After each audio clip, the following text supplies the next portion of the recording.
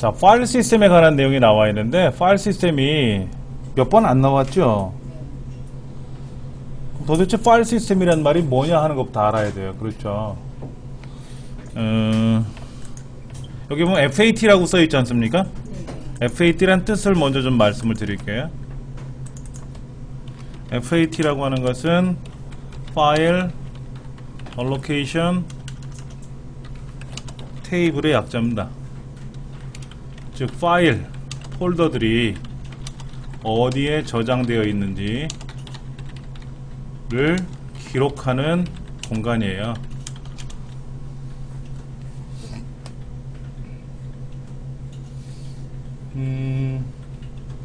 가정에서 그런 일이 있을 거예요.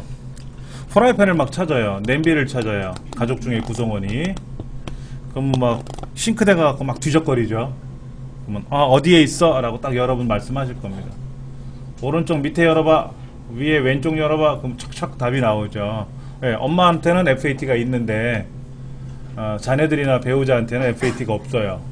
못 찾는 거예요. 네. 그러니까 FAT가 잘 되어 있으면 금방금방 찾는 겁니다.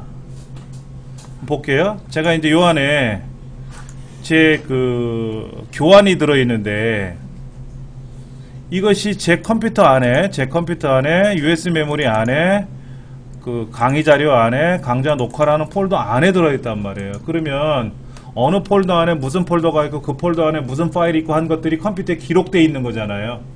USB 메모리 안에 들어있는 거지 않습니까? 그게 없으면 못 찾는 거죠. 출석부 같이. 예. 그래서 이 FAT를 잘 만들어서 운영을 해야 되고 빨리 움직여야 돼요. 처음에 만든 거는 FAT 16비트 방식. 그러다가 FAT 32비트 방식이 만들어졌고요. 그러다가 안 되겠다. FAT 32가 좀 불편하다. 좀 더 빠른 방식으로 도입을 하자. 해서 만든 게 NTFS라는 거예요. NT가 사용하는 파일 시스템이다 하는 거죠. NTFS라고 하는 것은 NT가 사용하는 파일 시스템, FAT라는 거예요. 그러니까 FAT를 파일 시스템이라고 줄여서 표현합니다. 근데 NT는 뭐냐면 서버용 윈도우를 NT라 그래요. 서버용 윈도우. 그러니까 서버들은 일반 개인용 PC보다 성능이 좋아야 되거든요. 근데 성능도 좋아야 되지만 윈도우도 좋아야 돼요. 그래서 NT라고 하는 운영체제는 일반 개인용 윈도우 98이나 이러한 윈도우보다 훨씬 성능이 좋은 윈도우 NT, 윈도우 2003, 윈도우 2008 이라고 하는 그러한 좀 특수한 윈도우를 쓰거든요. 근데 그 윈도우 안에는 파일 시스템이 NTFS라는 것으로 해야 된다라는 거죠. 이거는 방법이 이렇게 돼요. 여러분 USB 메모리 이제 이렇게 새로 사오시든지 아니면 하드디스크를 새로 사오시게 되면 포맷이란 작업을 합니다. 포맷 어디 갔느냐? 포맷 이렇게 포맷. 근데 여기 보면 NTFS로 포맷할 거냐 묻는 거죠. 근데 하드디스크는 NTFS 밖에는 안 돼요. 근데 이제 USB 메모리 같은 경우에는 NTFS로 할 수도 있고 FAT 32로 할 수도 있고 FAT 16은 없어졌습니다. 이거는 못 쓰는 거고요. 네. 그렇게 할 수 있다더라 하는 거죠. 가급적이면 NTFS로 포맷을 해서 사용하면 빨리 움직이는데 스마트폰에서는 인식을 못해요. USB 메모리에 있는 내용을 스마트폰으로 연결해서 사용하는 방법들이 있단 말이에요. 잠깐만 보여드린다면은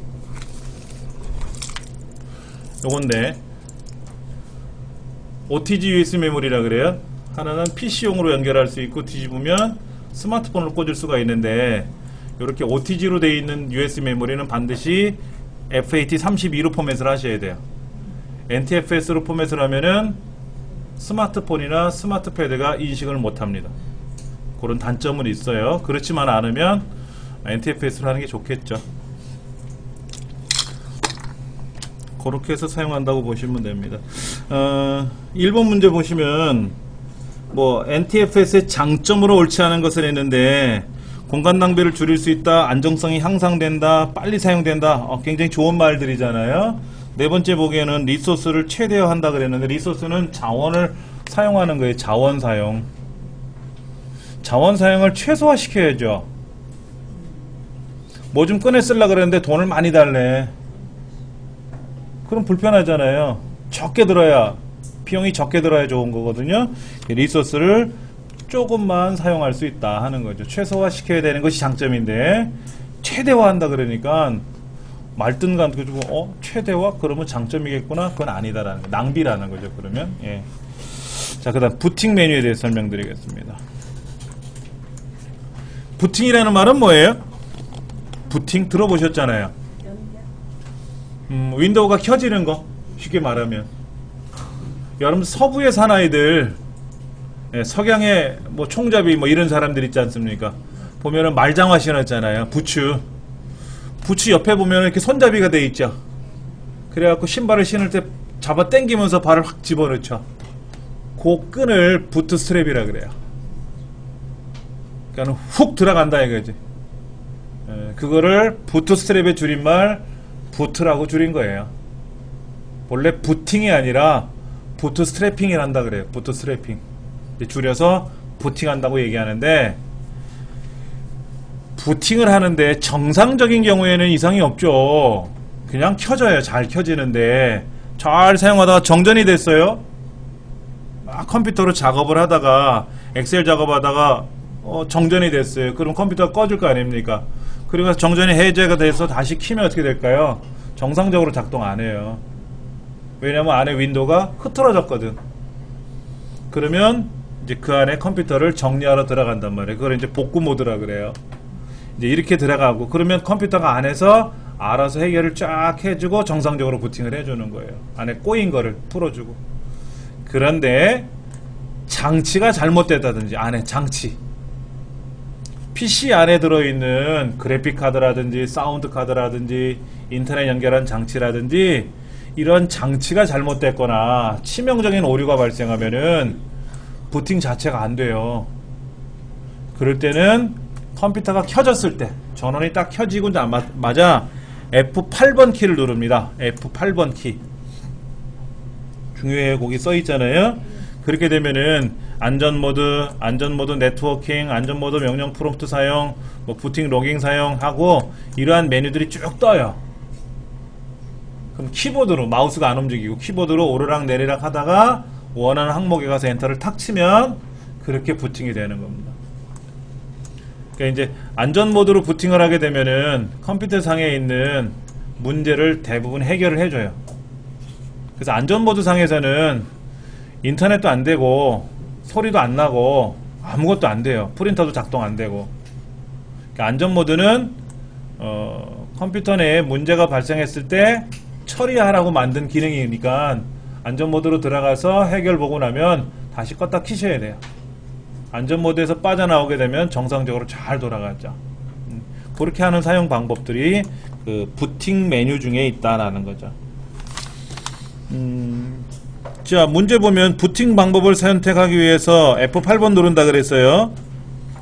안전모드로 시스템을 시작하면은 해상도가 얼마로 나온다고 나와 있습니까? 800이 600이에요. 그렇죠? 800이 600. 예. 그것도 우리가 좀 기억을 해야 되겠고요. 그 다음에 또 뭐가 나왔나 볼까요? 바로가기 키. 바로가기 키는요 굉장히 많이 나와요. 이거를 모르시면 큰일 납니다. 우리는 너무나도 윈도우를 좋아해요. 그렇죠? 근데 윈도우를 좋아한 건 아니고 윈도우 안에 있는 기능을 좋아하지. 주로 인터넷 뭐 이런 거. 근데 인터넷도 잘 못해. 오로지 네이버에 가서 뭐 검색하고 뭐 새로운 상품이 나왔는 거 검색하고 하는 용도로 쓰는 거예요. 근데 대부분 다 그래요. 저희같이 직업을 하는 사람들은 좀 활용 범위가 넓겠지만, 자, 그런데 컴퓨터를 하던 인터넷을 하던 간에 대부분 마우스만 갖고 하잖아요. 그래서 마우스를 갖고 시험 보는 거는 없어요. 클릭이 뭔가요? 더블 클릭이 뭔가요? 오른쪽 버튼 누르면 뭐가 나오나요? 이런 거 시험에 안 나와요. 다 알잖아요. 다 알잖아. 아는 걸 낼 수가 없어요. 욕먹잖아, 출제위원이. 그러니까 모르는 걸 내자, 이거지. 그게 바로 키보드예요. 키보드. 키보드는 이게 몇 개입니까? 우리 컴퓨터에 있는 키보드가 몇 개로 구성되어 있어요? 안 세보셨죠? 아, 106개예요. 106개. 근데요, 윈도우를 설치하다 보면 윈도우 설치할 때 물어요. 106kg 하겠습니까? 101kg 하겠습니까? 뭐 설정하는 당연히 나와요. 그래서 저희는 많이 설치를 해봤기 때문에 굳이 안 세봐도 106개구나 알아요. 근데 106개도 있지만 109개짜리도 있고요. 106개가 우리나라 표준이에요. 미국 사람들은 몇 개를 쓸 거예요? 생각해 보세요. 키보드를 쳐다보시면서. 미국 사람들은 한영키 없겠고 한자키 없을 거 아닙니까? 그렇죠. 그럼 104키 쓰겠지 뭐. 일본 사람들은 106키 쓸 것 같은데요. 전 일본 키를 아직 못 봤지만은 그네 사람들도 일본어 사용하고 영어 사용해야 되고 또 자기네들도 한자 쓰는 거 뭐 있겠죠. 근데 뭐 그 나라 건 시험에 안 나오니까 꼴도보기 싫은 거. 자, F1번 누르면 대부분 도움말이 나와요. 그렇죠. 자, 제가 지금 아크로벳 리더라고 하는 거를 사용하고 있는데 이때 F1번을 누르면 아크로벳 리더에 도움말이 나오고요. 왜 안 나온다니? 자, 메모장을 하다가 F1번 누르면 메모장 도움말이 나오고 F1번 누르면 도움말이 나와요. 예. 계속 나오네. 이젠 나오네. 그렇죠? 도움말이 나온단 말이에요. F2번 뭐냐면은요, 파일이나 폴더 이름 변경할 때 쓰는 겁니다. 이렇게 파일이 있고 폴더가 있는데, 이렇게 파일과 폴더가 있는데, 여기 가서 F2번 키 누르면 이렇게 폴더 이름, 디스크의 이름을 바꾼다거나, 요거 F2번 키 누르면 이렇게 이름이 바뀌게끔, 또는 오른쪽 눌러서 이름 바꾸기 눌러도 되고, 또는 클릭하고 나서 다시 클릭해도 이름이 변경돼요. 고치면, 이렇게 고치면 되는 거죠. 이름 바꾸는 기능이 뭐뭐 있냐면 F2번 키 누르는 거 있고요. 마우스 오른쪽 버튼 눌러서 마우스 오른쪽 버튼 누르는 걸 우린 바로가기 명령을 누른다 그래요. 바로가기 키, 바로가기 메뉴. 예. 마우스 오른쪽 버튼 눌러서 거기 이름 바꾸기 또는 클릭한 후에 다시 클릭하는 방법. 또 어디도 있을까요? 여기도 있어요. 파일에 가도 이름 바꾸기라고 있어요. 파일에 가도 이름 바꾸기라고 있어요. 파일에 있는 건 대부분 다 알아요. 파일 뭔지 아시잖아요. 새로 만들기, 저장하기, 불러오기 뭐 이런 거잖아요. 그렇죠. 끝내기. 예.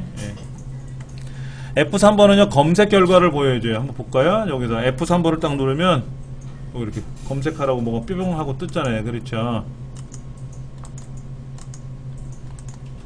여기 F3번 누르면 검색하라고 뜨거든요. F5번은요 최신 정보예요. 최신 정보. 새로 고침이라고요. 새로 고침. 제가 뭐를 작업하다가 뭘 잘못한 것 같아. 그래서 F5번을 눌러보면은 포맷을 했는데 USB 메모리를 꽂았는데 안 나타나. 또는 USB 메모리 꽂혀있는 상태에서 뺐는데 빠진 게 안 사라져. 그때 F5번 키 누르면 탁 알아서 해결이 되더라 이거죠. 예. 그런 것들이 새로 고침이에요. 태어나서 처음 보는 것들 많죠. 그렇죠. 시험에 내기 참 좋거든요. 이게. 그 다음에 Alt키를 누른 상태에서 좌우 화살표를 누르면은 Alt키를 누른 상태에서 좌우 화살표를 누르면 보세요. 화면이 막 오르락 내리락 움직이잖아요. 그렇죠. 어떻게 움직이는 거예요? 다음 화면, 이전 화면. 제가 어디를 다녀왔는지를 좌우. 그러니까 역으로 거꾸로 가는 거 있잖아요. 인터넷상에서도 빠꾸해서 가는 거 있지 않습니까? 그런 식으로. 그 다음에 Alt ESC를 누르면 뭐래요?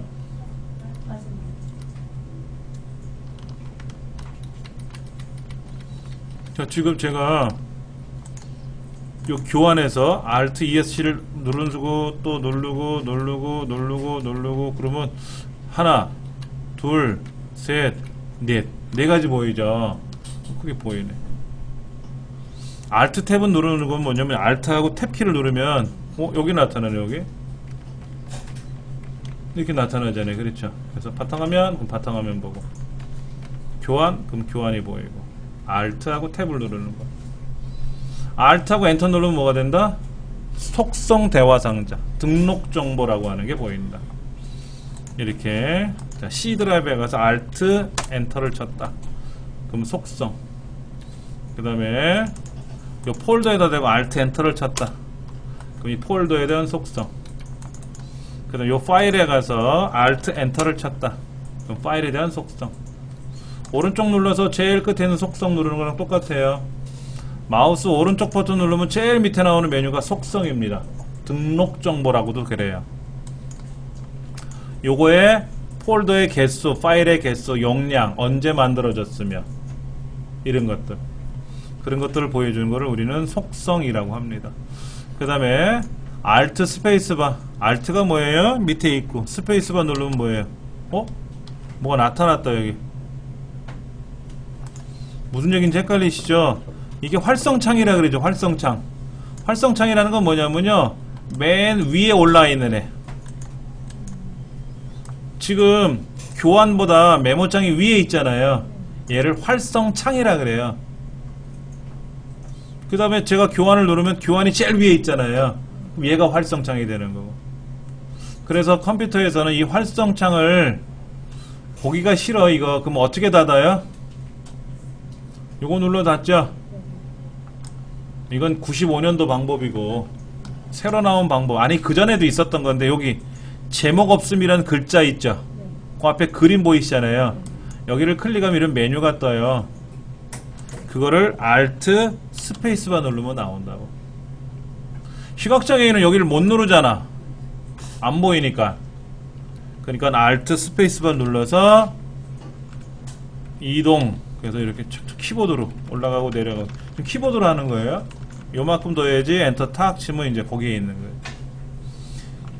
Alt 스페이스바예요. 예. 자, Alt F4는 뭐냐면 이 창을 닫을 때 Alt F4 누르면 닫히는 거예요. 시각장애인은 저 오른쪽 끝에 있는 거 못 닫잖아요. 안 보이니까. 그렇죠. 마우스를 클릭 못하는 사람들이 있단 말이에요. 그런 사람 키보드로 해야지. Alt F4. 그냥 바탕화면에다 놓고 Alt F4번 누르면 어떻게 돼요? 윈도우 종료가 돼요. 바탕화면에다 놓고 Alt F4번 누르면 윈도우가 종료가 된다고. 예.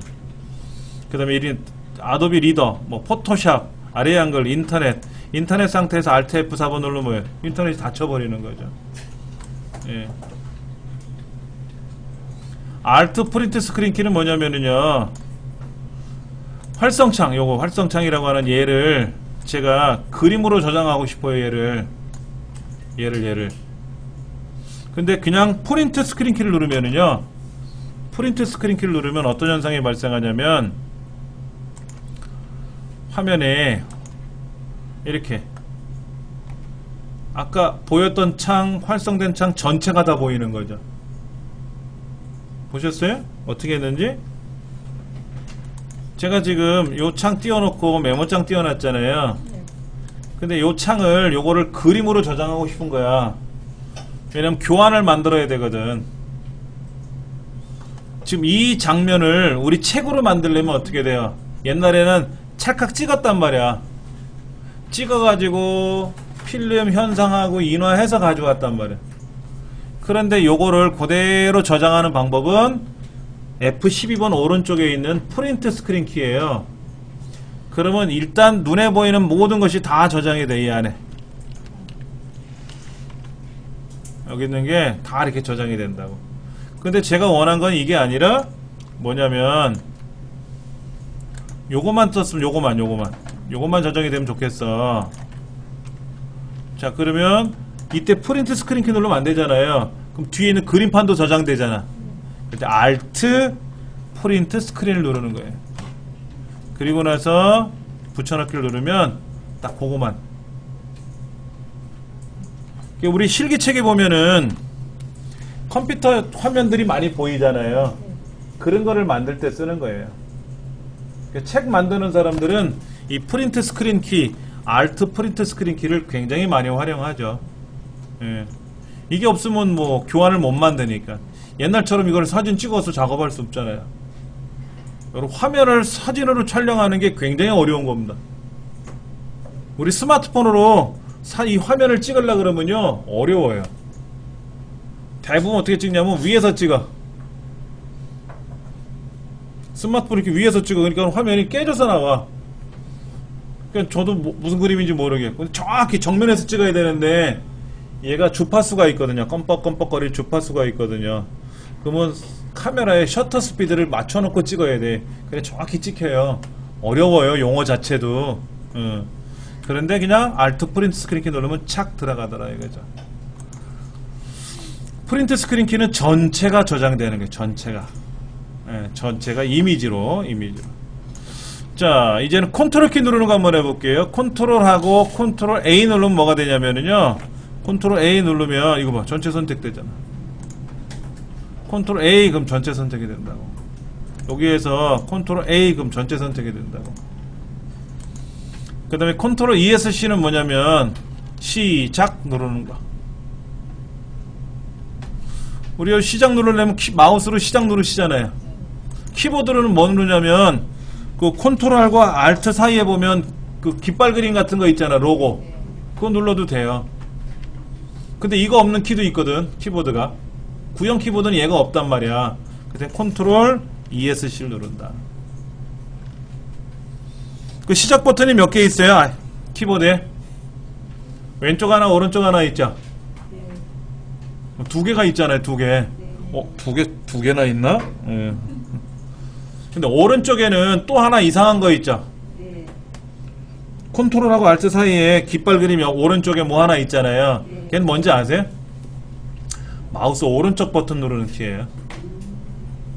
예를 들어 여기다 놓고 우리가 오른쪽 누르잖아요. 이렇게. 그럴 때 그거 누르면 그게 나와요.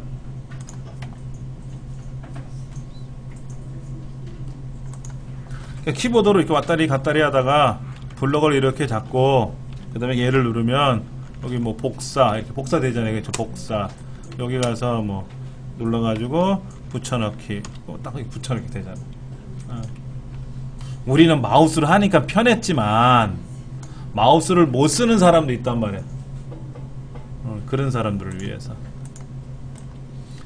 그 다음에 컨트롤 쉬프트 ESC 컨트롤 쉬프트 ESC를 누르면 이상한 창이 안 왔다. 이런게 작업관리자 창이 떠요. 그러면 이 컴퓨터 안에서 현재 어떤 일이 이루어지는지를 다 알 수가 있어요. 현재 교환 보고 있고 지금 동영상으로 제작하는 거 있고 메모장 열려 있고 내 컴퓨터 열려 있고 이렇게. 그런데 이제 프로세스를 보니까 아크로 리더라는 것도 열려 있고 여기 이게 캠타시아도 보이고 여기에 곰 헬퍼라는 것도 있다. 곰 헬퍼. 곰 플레이어 프로그램에 필요 없어. 그럼 얘는 종료시켜도 돼. 곰 헬퍼 필요 없으니까. 그 다음에 카카오톡도 누가 실행해놨나봐. 이것도 끝내. 왜냐면 이게 많으면 많을수록 컴퓨터가 멍청해져요. 자동차에다가 쓰지도 않는 물건을 잔뜩 트렁크에다 싣고 다니는 거랑 똑같다고. 짐만 무겁지. 빨리 없애야지. 근데 어디에 쓰이는지 모르니까 냅두고 사는 거예요. 그렇죠. 그 다음에 성능에 보면 현재 CPU가 얼마큼 움직이고 있고 메모리를 얼마큼 차지하고 있다는 게 그래프로 보여요. 그 다음에 네트워크상에 누가 연결이 되어 있는지 이런 것들도 보이고. 그래서 편리하게 관리하는 창입니다. 관리하는 창. 그게 컨트롤 쉬프트 ESC를 누른다. 그 다음에 아까 제가 화면을 이렇게 막 크게 작게 막 이렇게 보여드렸잖아요. 이렇게요. 이게 어떻게 하는 거냐면 컨트롤 키 눌러서 컨트롤 키 누른 상태에서 바탕화면이나 여기서 마우스 휠을 굴려요. 보여드릴까? 여기에서 컨트롤하고 그럼 화면이 됐다 커졌어요. 그렇죠? 이렇게 놓으면 여러분 작잖아요. 이건 너무 작고 너무 크고. 그렇죠? 적당한 크기 선에서. 인터넷을 하다가 인터넷 글자가 작아 보이는 것 같아. 그럼 얘를 크게 보고 싶어. 그럼 컨트롤하고 휠을 막 위로 올려. 그럼 글자가 커져. 근데 컨트롤하고 다시 내리면 글자가 작아지고. 근데 메모장은 안 돼요. 아래 한글은 돼. 엑셀도 되고.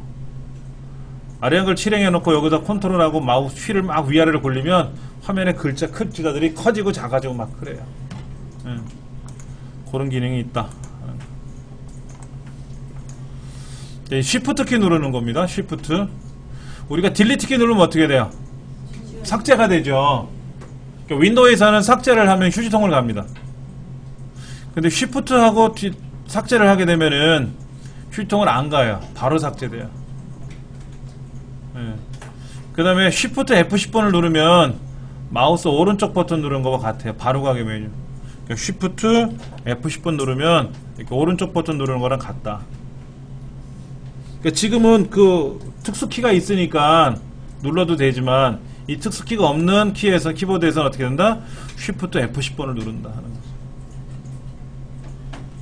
근데 이거를 연습을 해보세요. 그러면 안 한단 말이야. 마우스 오른쪽 버튼 누르면 되지 뭐하러 키보드를 하냐고. 그런데 시험에 나오니까 무작정 외우는 것보다는 한 번씩 해보는 게 어떻겠냐 이거지. 그 다음에 CD를 집어넣으면 이 컴퓨터 안에 CD-롬 드라이브가 있잖아요. 여기다가 CD를 집어넣으면 CD가 실행이 돼요. CD 안에는 자동 실행 기능이라는 게 있기도 하고 없기도 하겠지만 대부분 있거든요.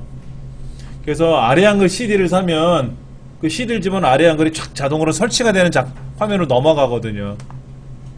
근데 나는 실행하지는 않을 거거든. 안에 있는 내용만 좀 보려고 그래. 그때 쉬프트 키를 누르고 CD를 집어넣으면은 쉬프트 키를 누른 상태에서 CD를 이렇게 집어넣지 않습니까? 그럼 안에서 CD가 작동을 안 하고 뭐가 있는지만 보여주는 거예요. 그런 것들이 된다 하는 거죠. 자, 이번에는 이제 로고, 윈도우 로고 키 있잖아. 로고 키. 우리 키보드에 보면 시작 버튼 누르는 거 있잖아. 그거를 누른 상태에서 그냥 눌렀다 띄면은 시작이 되는 거고, 그렇죠? 그 다음에 이걸 누른 상태에서 D를 누르면 D. 다 숨었네. 컨트롤 D 하면 다시. 뭐와 같아요? 저 오른쪽 끝에 시간 있잖아. 시간. 우리 컴퓨터 제일 오른쪽에 시간이 있는데 그 시간 오른쪽에 보면 조그만 네모가 직사각형으로 하나 있잖아요. 아래 방향으로. 그거 누르면 전체 이렇게 다 최소가 되고 다시 누르면 나타나거든요. 그런 거와 같은 거예요. 그러니까 바탕화면에 뭐를 좀 봐야 되겠는데 어떤 분들은 이렇게 내리지. 다 내리느라고. 근데 이제 많이 해보신 분들은 요거 누르면 내려가는데 그 로고 플러스 D 눌러도 된다는 거죠. 그 다음에 로고 플러스 E는 뭐냐면 익스플로러. 내 컴퓨터를 실행하는 거예요. 내 컴퓨터. 윈도우 로고 플러스 E 누르면 이렇게 내 컴퓨터가 실행이 돼요. 그 다음에 윈도우 로고 플러스 F. F는 이제 find. F니까 find예요. find. 이렇게 검색. L은 락. 이거 잠겨버렸잖아. 잠겨버린다고. 락. 그 다음에 로고 플러스 M. M은 뭐예요? 여기 요거 로고 플러스 M 누르면 다시 들어갔다 나왔다. 그거만. 열려있는 창을 최소화 이전 크기로 나타난다 그랬잖아요. 그랬죠? 모든 창이네. 이거랑 비슷하네?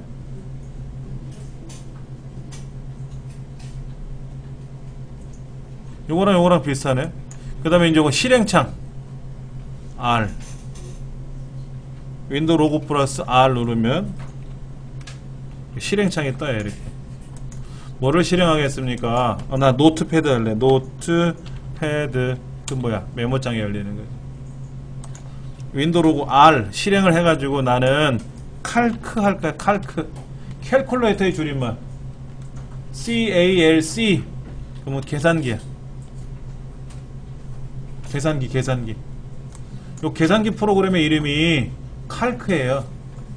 그 다음에 메모장은 노트패드고,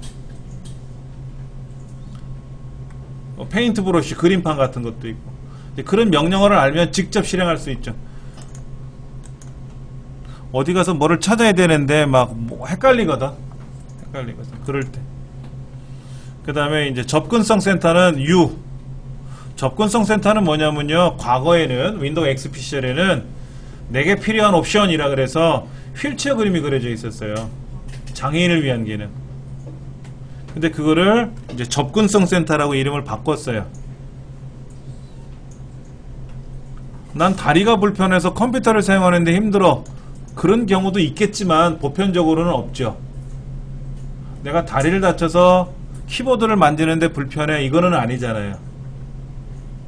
자, 시각장애인, 완전 신봉사 아무것도 안 보이는 사람도 있겠고, 또 저시력자라 그래서 왕돋보기를 사용해야만이 보이는 사람도 있고, 청각장애, 지체장애, 그런 사람들이 있어요.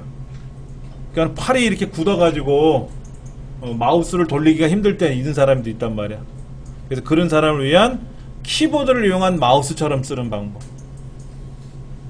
또는 손가락을 다 이렇게 사용을 못하는 분들이 있단 말이에요. 절단사고가 나서 뭐 두 팔을 잃었다든지 아니면 뭐 마비가 돼서 팔을 못 움직인다. 그러면 이제 키보드 마우스를 가지고 키보드를 사용해야지. 뭐 그런 거라든지 그런 것들을 사용하는 게 접근성 센터입니다. 시험에 한 개씩은 꼭 나와요. 볼게요. 그 다음에 T, 작업 표시의 프로그램을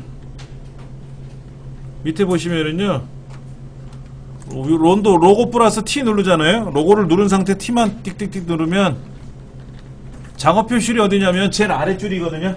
시작줄에 있는 것들, 거기에 있는 아이콘들이 착착착 움직여요.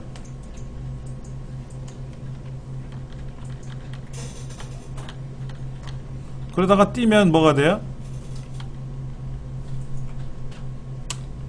엔터 치면 되지 뭐. 엔터 치면은,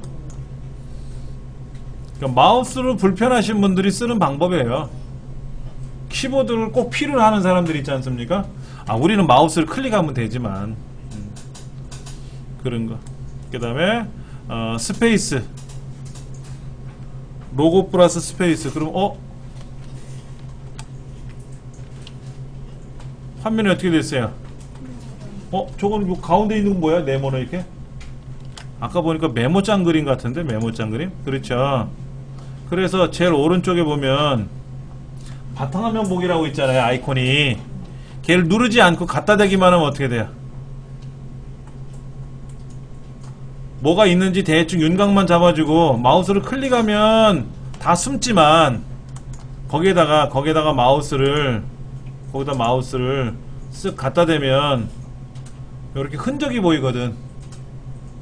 그럼 바탕화면도 보이고, 어디가 뭘 얼마큼 차지하고 있는 것도 보이고, 대충 윤곽이. 홈, 뭐 윈도우 로고 플러스 좌우 상하 화살표, G 가젯을 실행하고, 뭐 컨트롤 F 윈도우 로고 탭, 뭐 이거는 뭐예요? 탭키 누르면 이런 창 보셨어요 혹시요? 어디서? 홈쇼핑에서 컴퓨터 장사하는 사람들이 보십시오. 뭐 윈도우 7이 처음 나왔을 때 윈도우 6, XP에는 이런 게 없었거든. 그래서 막 이런 걸 보여줘요. 근데 이게요, 돌아가는 속도가 있잖아요. 돌아가는 속도, 움직이는 속도가 빠르면 빠를수록 좋은 거거든요. 그걸 보여주려고 엄청 애를 써요. 자기네 거 좋다고. 자, 스페이스 브레이크, 퍼즈하고 브레이크라고 되어 있네요. 저 오른쪽에 프린트 스크린 키 옆에 보시면 그걸 누르면 뭐가 돼요? 이렇게 시스템 창이 있다. 시스템 창 뭐냐면, 내 컴퓨터에 가서 오른쪽 누르고 속성 누르면 이렇게 시스템 창이 뜨거든요. 그 시스템 창을 보는 거예요. 윈도우 로고 플러스 그 퍼즈 브레이크라고 되어 있는 거 있지 않습니까? 그걸 누르면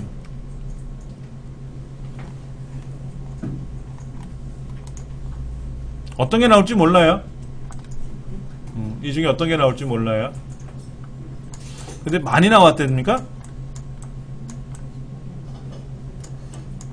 얼마나 나왔대? 오, 많이 나왔네.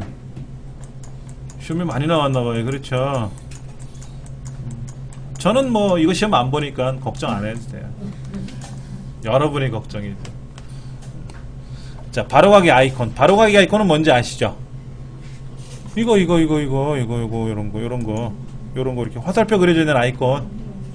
옛날엔 단축 아이콘이라 그랬잖아. 예, 그걸 바로가기 아이콘이라 그래요. 이거는 뭐예요? 원본을 숨겨놓고 가짜로 만들어서 쓰자 이거지.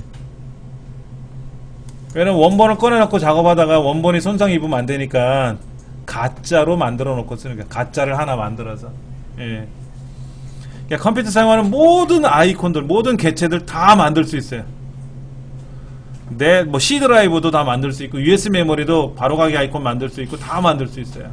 프린터기도 아이콘 만들 수 있고 다. 예. 화살표가 그려져 있다라는 거. 자, 바로가기 아이콘을 모르고 삭제했어요. 자, 여기 있는 거를 모르고 삭제했어요. 곰TV. 그럼 곰TV가 사라져요? 이 아이콘만 사라지잖아. 아시죠? 그렇죠. 원본은 삭제되지 않는다. 바로가기 아이콘 속성창에서 보세요. 여기서 오른쪽 눌러가지고 속성창에 갔더니 곰TV가 연결됐다고 여기 써있잖아요. 이렇게.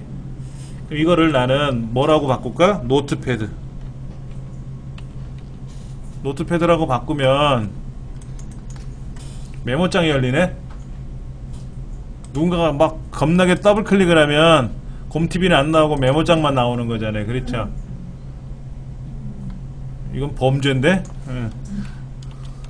그렇죠. 바꿀 수 있어요. 바꿀 수 있어요. 예. 그 다음에 바로가기 아이콘의 이름, 크기, 날짜, 언제 만들어졌으며 그런 것들을 다 우리가 볼 수가 있다 하는 거죠.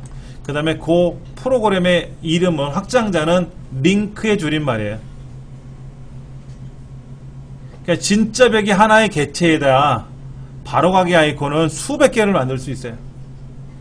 공간만 지저분해지겠지 뭐. 근데 시험에는 뭐라고 나오느냐? 이 정도는 알아. 바로가기 아이콘이 뭔지는 알아. 어떻게 사용하는지 더블클릭하면 작동되는 거 다 알잖아요. 그렇죠? 그래서 시험엔 뭐라고 만드느냐? 바로가기 아이콘을 직접 만들어 봐라 이거죠. 어떻게 만드는지 알아. 어떻게 만드는지 볼까요? 요거 컴퓨터를 오른쪽 눌러서 바로가기 만들기 하면 만들어졌네? 만들어졌잖아요. 그렇죠? 이렇게 만드는 방법도 있고, 또 어떤 방법이 있대요? 여기 보니까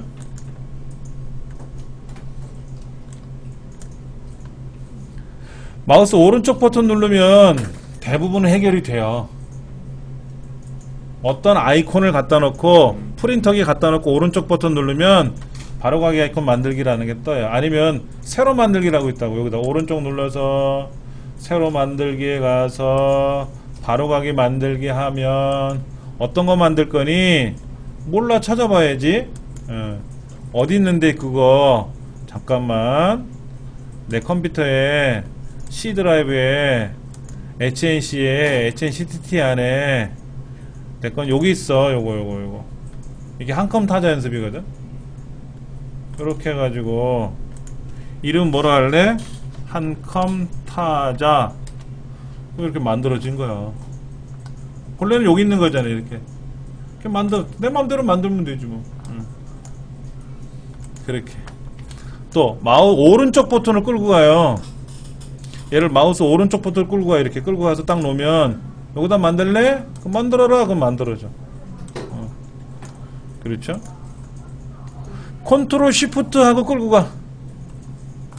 얘를 컨트롤 시프트 눌러서 끌고 가. 이렇게. 그럼 바로 하나 만들어줘. 방법이 여러 가지가 있어요. 첫 번째, 세 가지가 있죠. 오른쪽 버튼 눌러서 만드는 거, 새로 만들기 해서 만드는 거, 오른쪽 버튼을 끌고 가는 거, 컨트롤 시프트 끌고 가는 거, 네 가지가 있네. 그럼 네 가지 중에 아닌 엉뚱한 거를 하나 집어넣고, 그러면 이제 헷갈리는 거죠. 자, 그 다음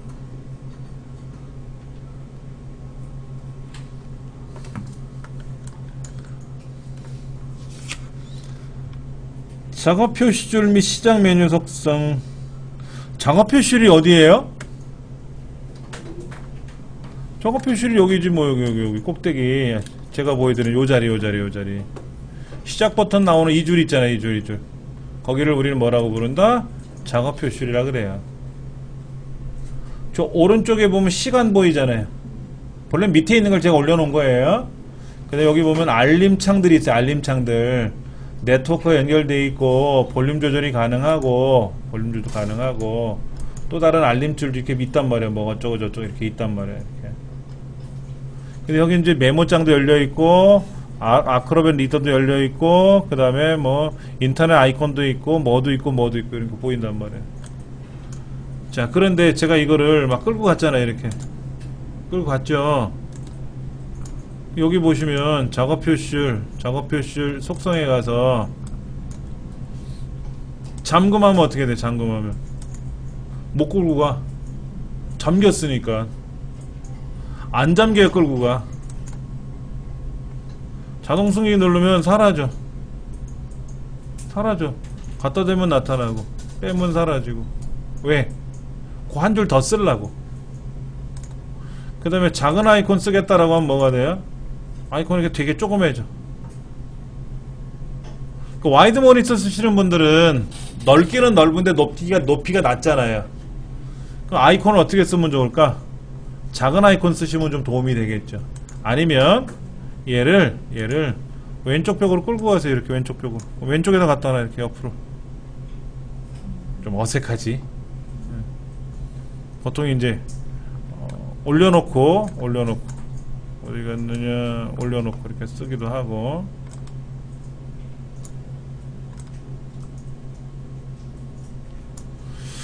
그 다음에 얘를 오른쪽 그러면 어떻게 돼? 오른쪽으로 가고.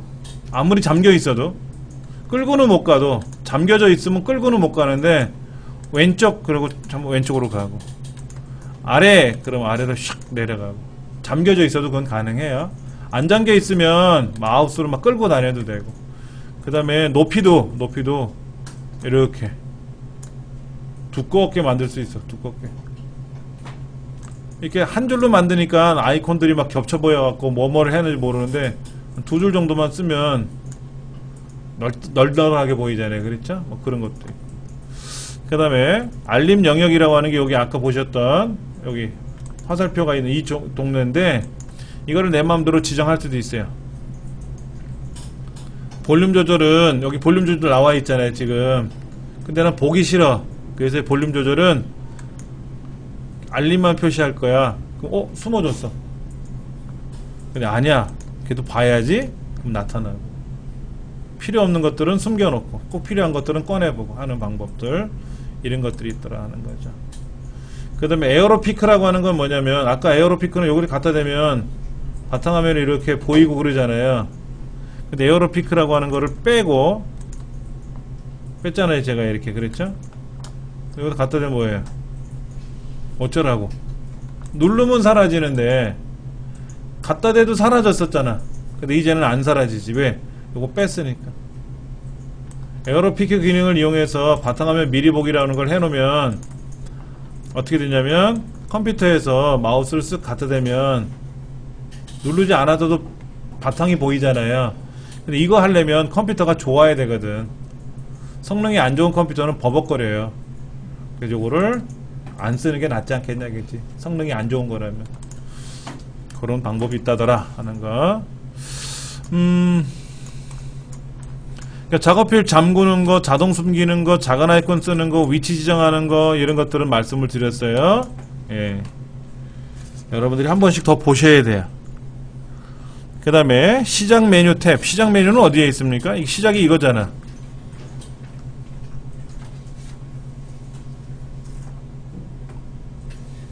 여기 보면은 시작 오른쪽 눌러서 아까 작업 표시 옆에 시작 메뉴라는 게 있잖아요. 작업 표시 옆에 시작 메뉴라는 게 있었는데 여러분 시작 버튼 누르면 여기가 시스템 종료로 뜨죠.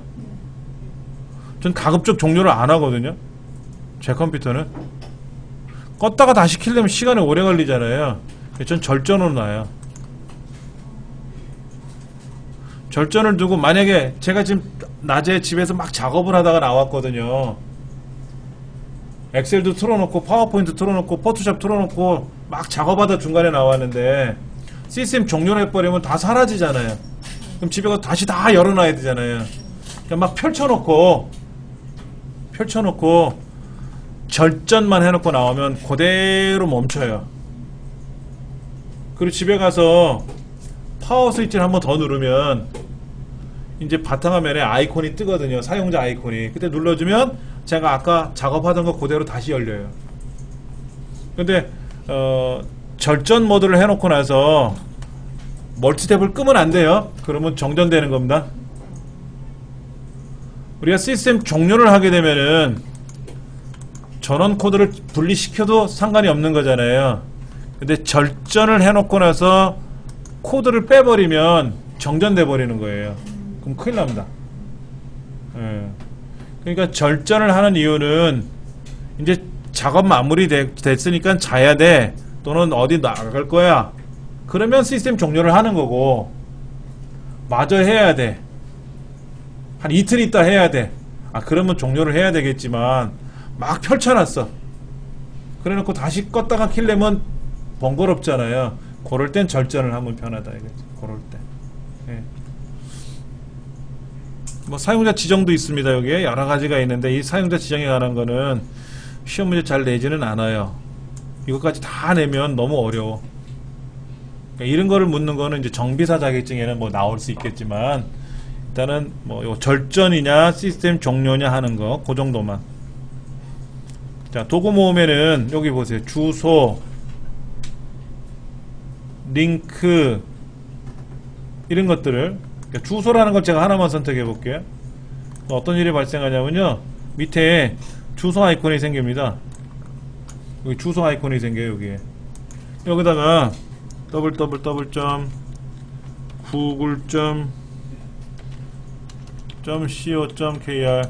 여기서 주소 치면 구글이 열려요. 인터넷을 실행해 갖고 하는 게 아니라 직접 이 주소 창에다가 직접 써버리는 거지. 근데 우리는 주소를 잘 안 외우잖아. 그냥 모르지 네이버를 실행해. 그럼 네이버가 나오면 거기다 구글도 묻고 다음도 묻고 다 물어. 그렇죠. 그게 제일 편한 방법인데 공부하실 땐 그러시면 안 돼요. 뭐라도 외우려고 하셔야 돼. 네이버 주소, 구글 주소, 다음 주소도 다 외우시려고 그러고, 우리 서부여성발전소 홈페이지도 외우셔야 되고, 뭐 제 홈페이지는 뭐 안 외우시더라도 외우셔야지. 그렇게 외우시다 보면 다른 것들도 외워지고요, 안 외워도 알게 되는 것들이 많아요. 우리 서부는요,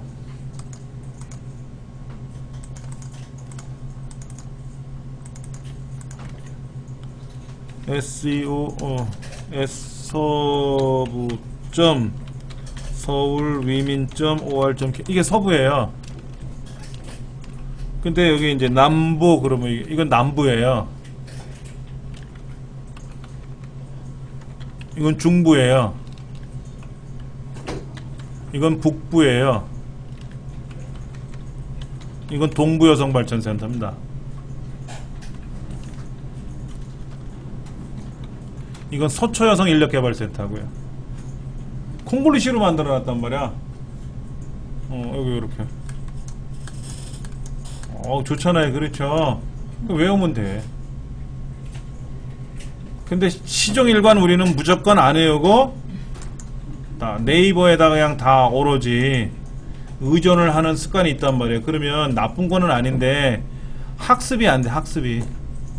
그래서 꼭 외우시는 습관을 가지셔야 됩니다. 예.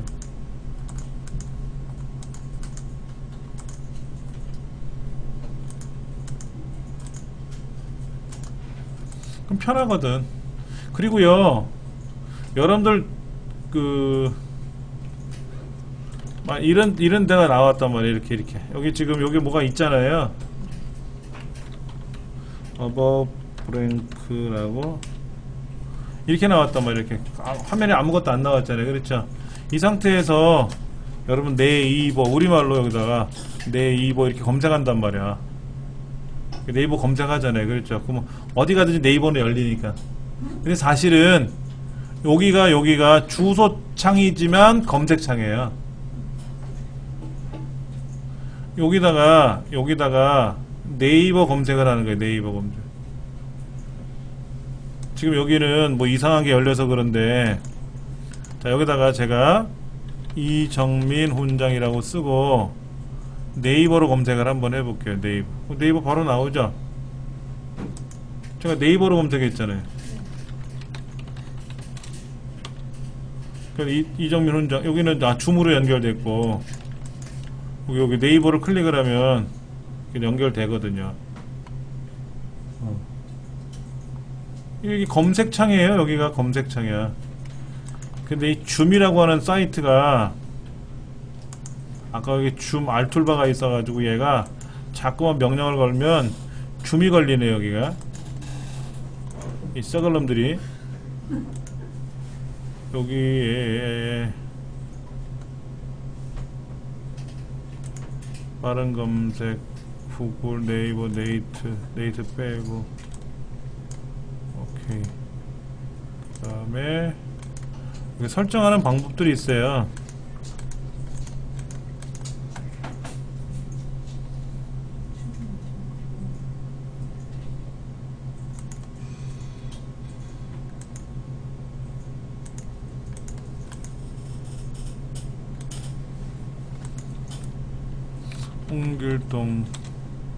홍길동에서 검색이 되고. 다시 한번 해볼까요? 편해요. 이런 거를 활용하는 게 편하다고. 여기다가 이정민 훈장이라고 검색을 하면 네이버 상에서 바로 제가 떠요. 제 홈페이지가 떠요. 이렇게.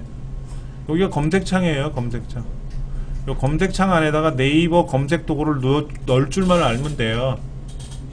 여기 추가 버튼 누르셔갖고, 여기 화살표 보이실 거예요. 추가 버튼 누르시면은 여기에 여러 가지들이 있거든요. 요거. 그럼 이 중에 있는 거를 선택해서 집어넣으시면 되는 거예요. 선택해서 네이버를 선택해서 네이버를 여기다 추가하면 되고, 기본 검색 공급자로 지정하겠다라고 하면은 되는 겁니다. 이런 거는 우리 시험에 안 나오지만 차후에 제가 짬 내서 한번 설명을 드릴게요. 자, 그 다음에 또 뭐가 있나요? 시장 메뉴 사용자 지정. 아까 여기 보니까 그런 거 있었는데, 시장 메뉴 사용자 지정이라 그래서 들어갔더니 뭐 이런 거 있잖아요. 이런 거. 여기 보면 표시할 최근 프로그램 수가 20개고, 20개라는 건 뭐냐면 보세요. 여러분 이거 몇 개 나옵니까? 시작 버튼 누르면 몇 개 나와요? 이게 한 10개 나오죠. 이게 한 10개 정도 나올 거라고. 이렇게 10개 보여드리면 이렇게 작게 나온다고. 근데 아이콘이 저처럼 안 작고요. 여러분들 아이콘이 크게 나올 거예요. 그게 뭐냐면 이렇게 나올 거예요. 이렇게 크게. 맞습니까? 근데 큰 게 싫어서 저는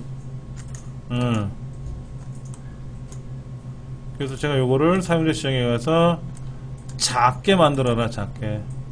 그럼 여기는 아이콘이 굉장히 작아질 거고요.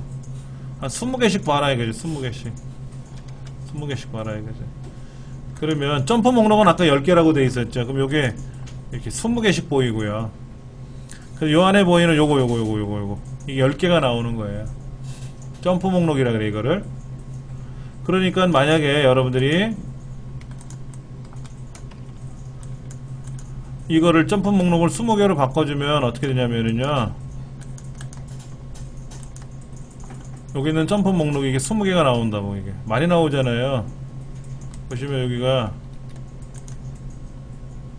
20개가 보이잖아요. 내가 뭐뭐를 열어봤는지 그게 다 보이거든.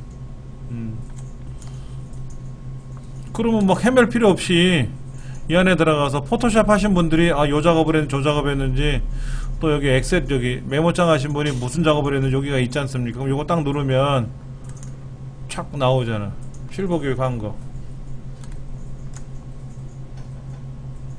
뜨잖아요. 이렇게. 얼마나 좋아요. 이런 작업하기가. 그럴 때 쓰는 겁니다.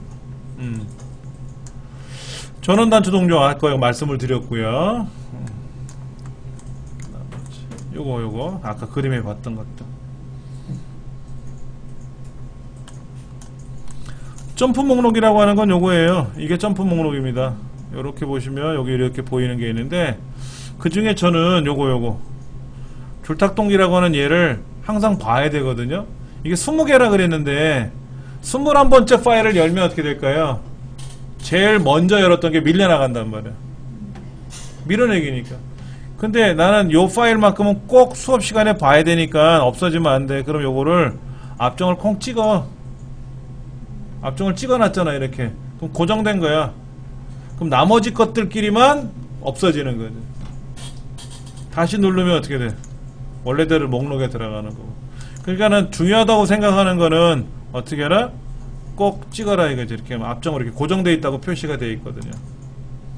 포토샵에서도 아까 요거 마저 하던 거거든. 마저 해야 되거든. 그럴 때 앞정을 찍어 놓으면은 고정되고 다시 누르면 해제가 되고. 그걸 뭐라고 한다? 점프 목록이라고 한다. 점프 목록.